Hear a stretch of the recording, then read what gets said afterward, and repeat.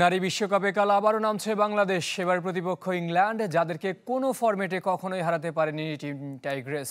শক্তিমত্তায় যোজন যোজন পিছিয়ে থাকলেও আত্মবিশ্বাসে বলীয়ান নিগার সুলতানার দল। শারজায় রাত ৮টায় শুরু হবে ম্যাচটি।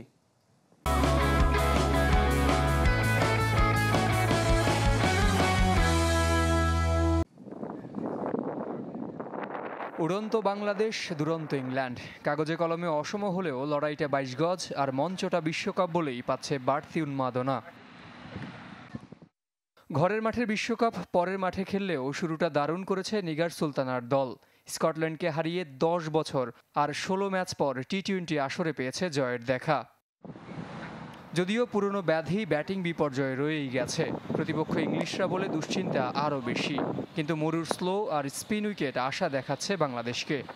শারজার উইকেটও স্লো আছে, অনেক বেশি স্লো বলবো না, ভালো ব্যাটে আসে, বাট আউটফিল্ড অনেক স্লো।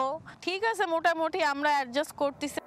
১.৫ দশকের টি-২০ বিশ্বকাপ খরা কাটানোর মিশন ইংল্যান্ডের।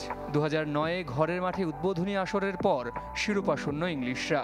সাফল্যের খোঁজে যারা সবার আগে এসেছে আরব আমিরাতে, সেরেছে দীর্ঘ প্রস্তুতি। পরিসংখ্যানও ইংল্যান্ডের পক্ষে। আগের ৩ টি-২০-তে বাংলাদেশের বিপক্ষে শতভাগ সাফল্য। এবার কন্ডিশন বিবেচনায় স্পিনে প্রাধান্য ইংলিশদের। শারজায় ২২ গজে সাথী মুর্শিদা সুবহানাদের কঠিন পরীক্ষা নিতে পারেন spinner Sophie Ecclestone, Sarah Glenn, Charlie Dean ও লিন্ডসে স্মিথ।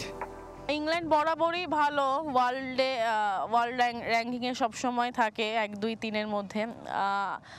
তারপরও আমাদের খুব বেশি খেলা হয়নি ইংল্যান্ডের সাথে। তারপরও আশাবাদী যে আমরা আমাদের লাস্ট ওডিআই ওয়ার্ল্ড কাপে আমরা অনেক ভালো করছিলাম ইংল্যান্ডের সাথে। আমাদের যে বোলিং ইউনিটটা ছিল অনেক ভালো করছে। সো আশাবাদী কালকেও ইংল্যান্ডের সাথে আমাদের সর্বোচ্চ দেওয়া, তারপর আসলে রেজাল্ট বলে দিবে কি হবে।